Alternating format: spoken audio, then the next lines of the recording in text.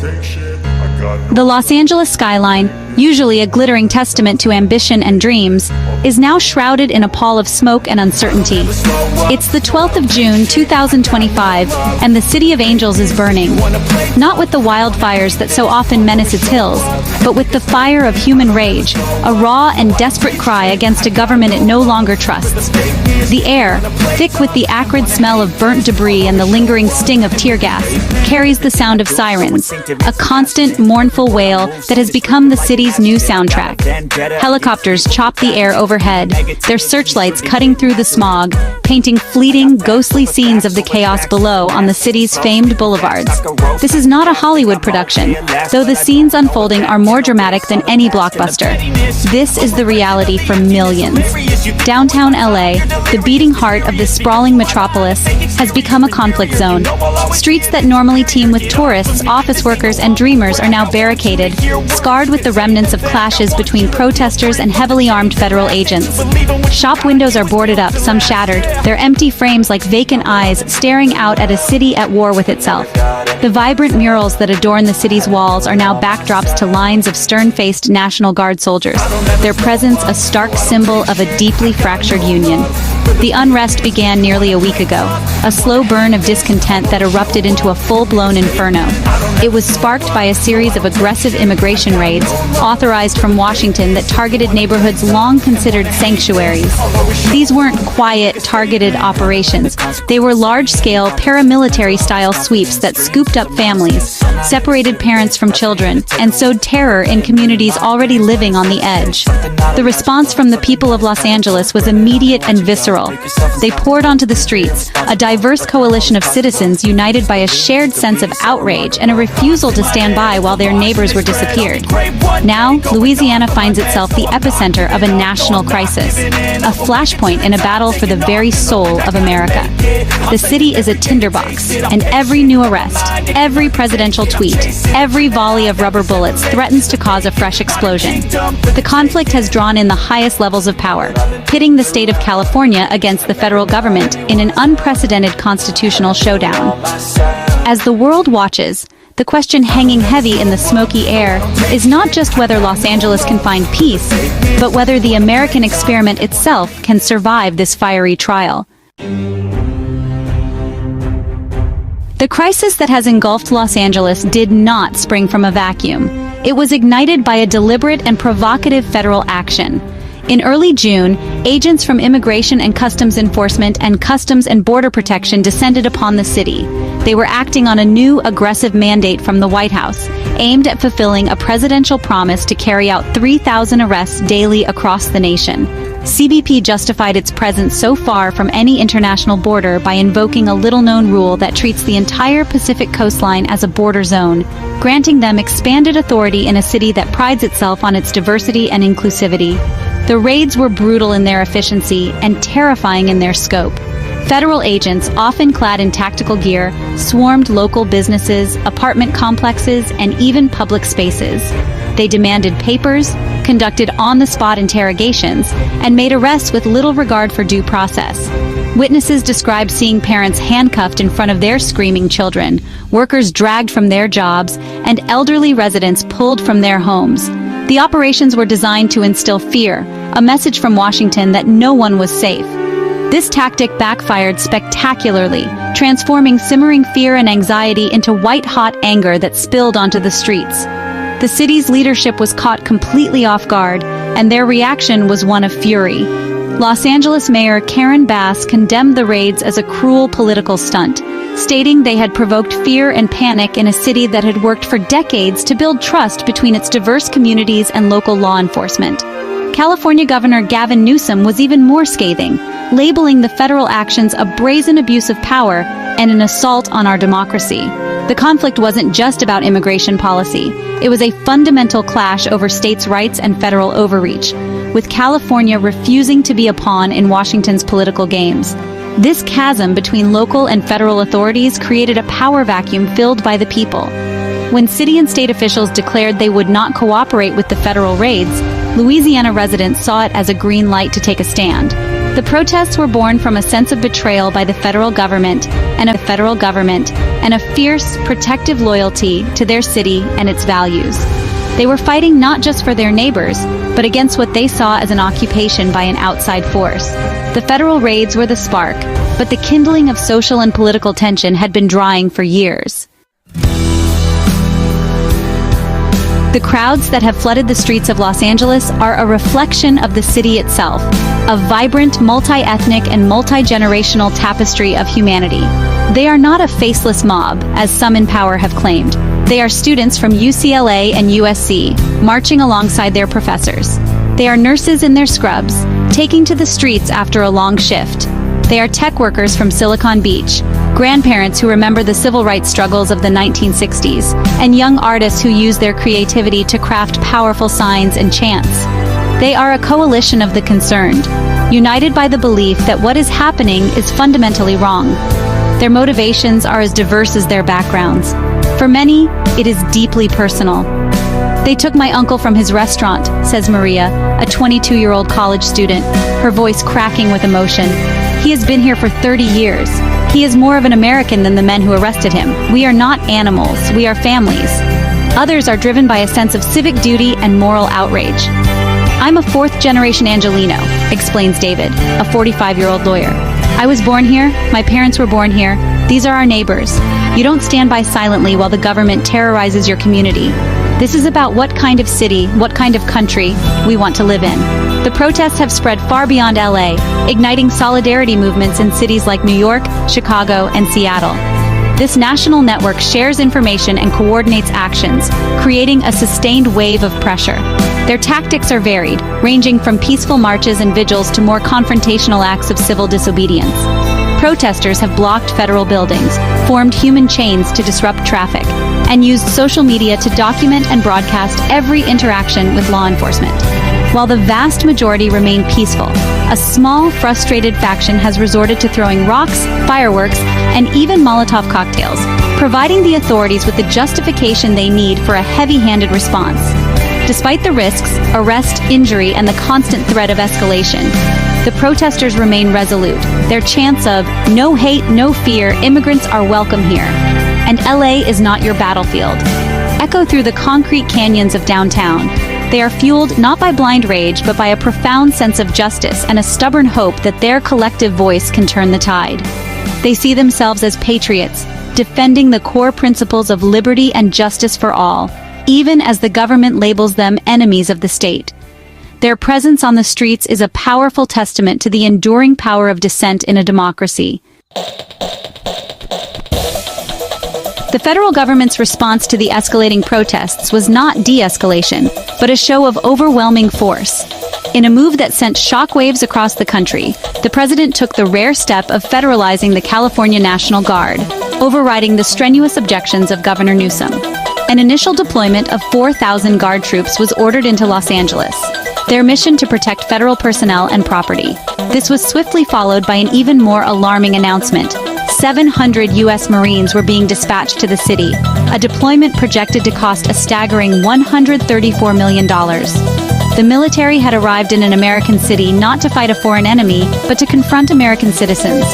The sight of armored Humvees and camouflaged soldiers on iconic streets like Wilshire Boulevard and Grand Avenue was a jarring and deeply unsettling spectacle for residents. The National Guard, now under federal command, was tasked with a dual role. Some units established cordons around federal buildings, their rifles held at the ready, creating an intimidating barrier between the state and the people.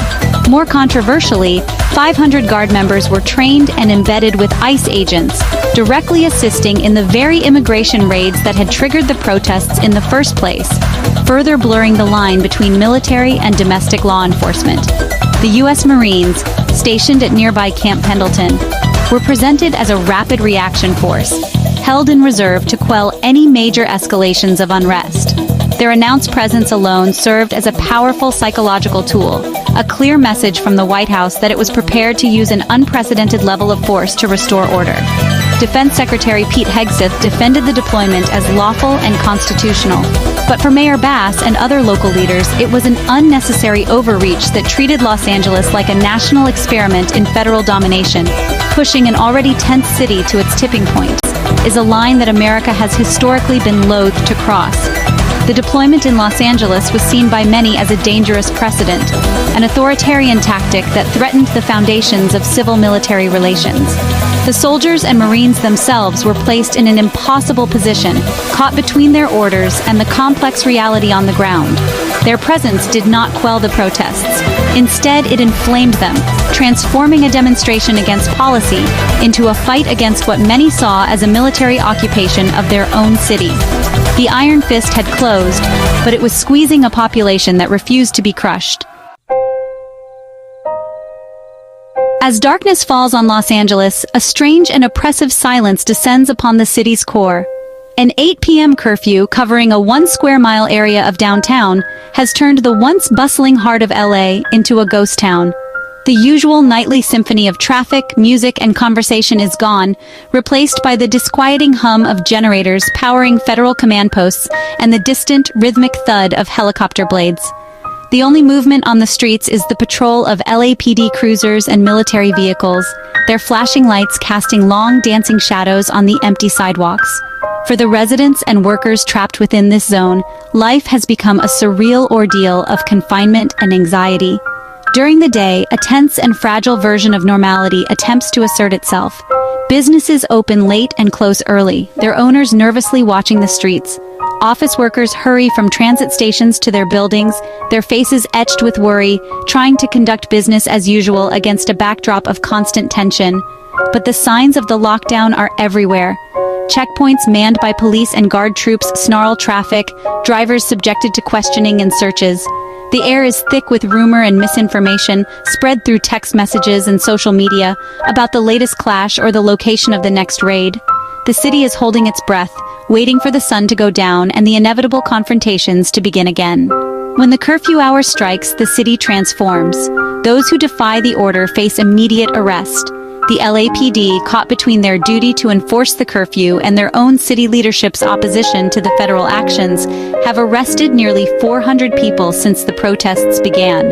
The charges range from failure to disperse and curfew violations to more serious allegations like assault. The police have deployed their own crowd control measures, using mounted units, smoke devices, and rubber bullets to push back the determined groups of protesters who gather at the curfew line each night, testing its boundaries in a nightly ritual of defiance. For the ordinary people living inside the curfew zone, every night is a siege. Families are confined to their small apartments, listening to the muffled shouts and occasional loud bangs from the streets below. Parents struggle to explain the frightening sounds to their children, trying to shield them from the reality of the conflict unfolding just outside their windows.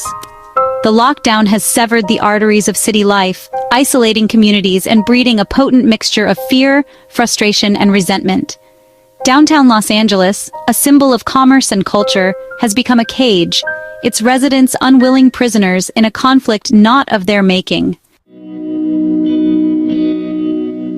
Beyond the political posturing and the dramatic street battles lies the profound human tragedy of this crisis. The federal raids have torn through the fabric of countless families, leaving behind a wake of devastation and trauma. Consider the story of the Garcia family. For over a decade, they ran a small but beloved bakery in East LA. One morning, federal agents stormed in during the morning rush, arresting the father, Carlos, and his eldest son, Luis, who was helping behind the counter. His wife, Elena, was left with their 2 young daughters, watching in horror as the men in her life were led away in handcuffs. The bakery, their life's work, is now closed, its future as uncertain as that of Carlos and Luis. The conditions for those detained have been described by lawyers as appalling. Families, including toddlers as young as 3, have reportedly been held for up to 48 hours in makeshift holding cells in office basements. The accounts are heartbreakingly specific. One family of 5 was given only a single bag of crisps, some crackers, and a tiny carton of milk to share over a 24-hour period. Access to legal counsel has been systematically denied, with even U.S. representatives being turned away from detention facilities, citing safety concerns. There are widespread reports of medication being withheld, a lack of basic sanitation, and a pervasive atmosphere of intimidation designed to break the spirit of the detainees. From these makeshift cells, individuals are transferred to sprawling detention centers like Adelanto in California, or flown thousands of miles away to facilities in Texas, severing them from their families and legal support networks.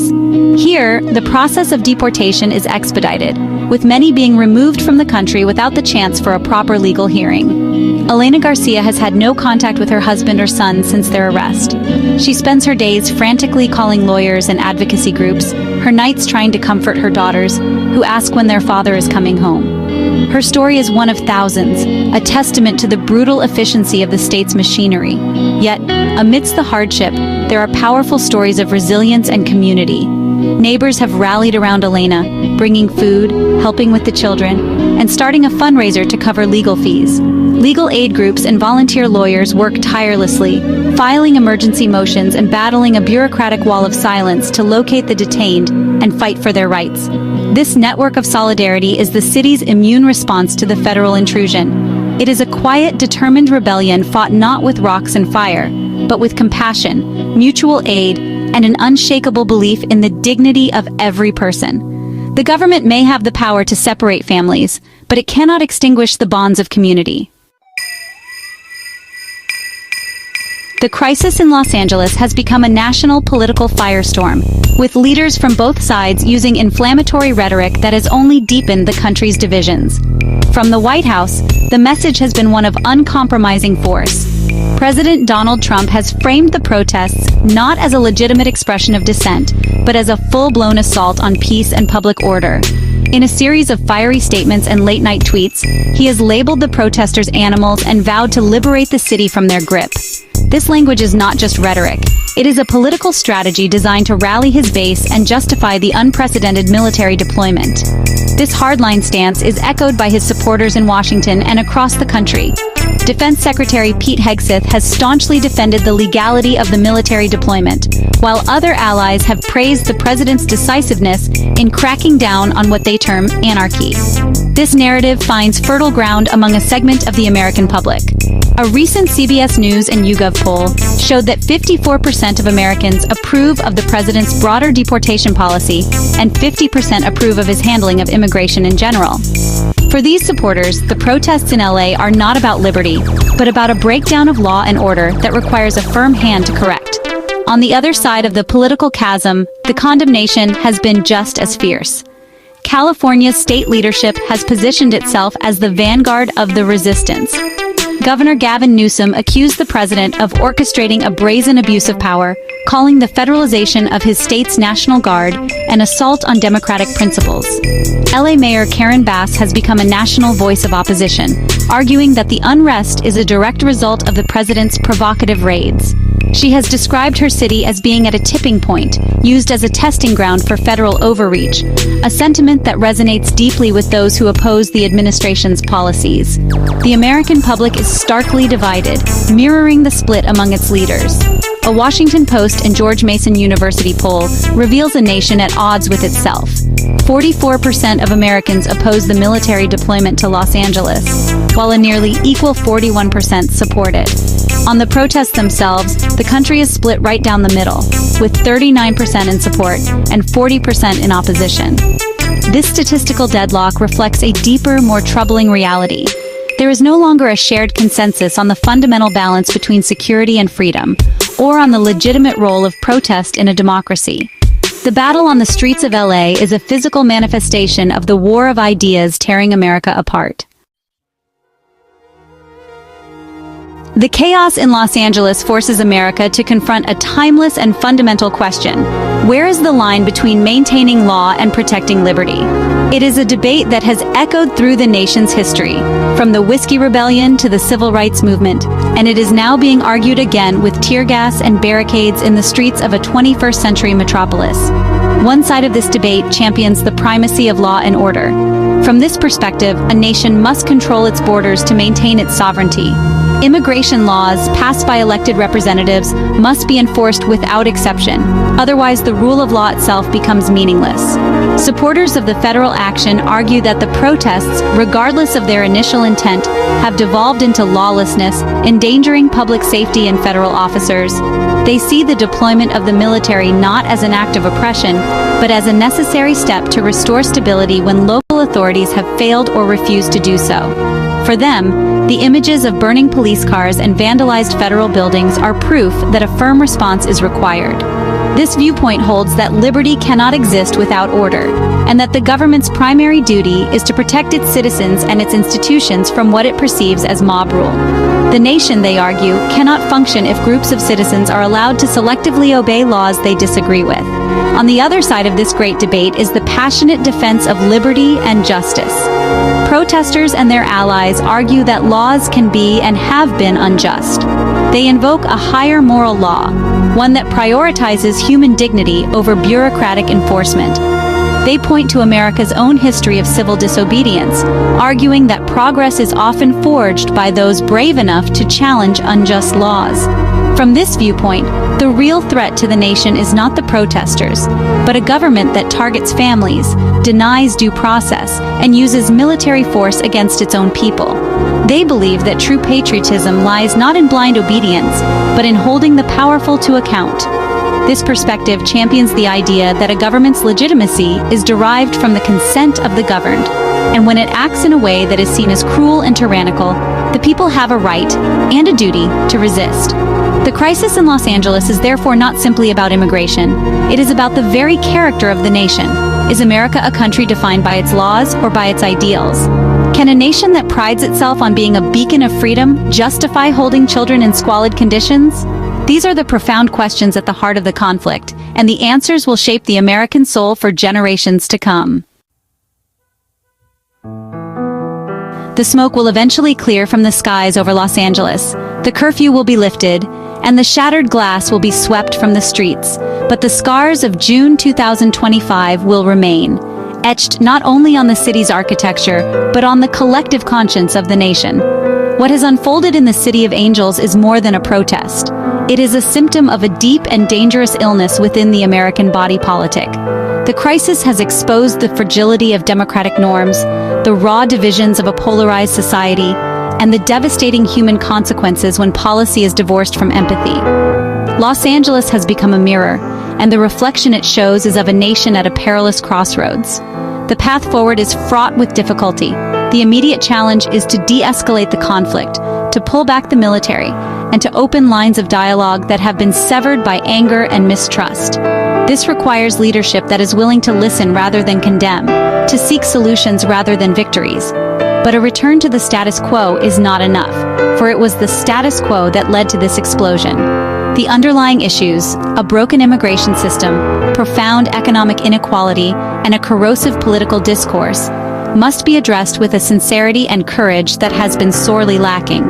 If they are not, the fires of Los Angeles will merely be a prelude to greater conflagrations elsewhere. This moment demands that every American look beyond the simplistic labels of protester and patriot, lawbreaker and enforcer. It asks us to see the humanity on all sides of the barricades, the fear of a family being torn apart, the anxiety of a soldier ordered to confront their fellow citizens, the frustration of a community that feels unheard and under siege. Empathy is not a sign of weakness.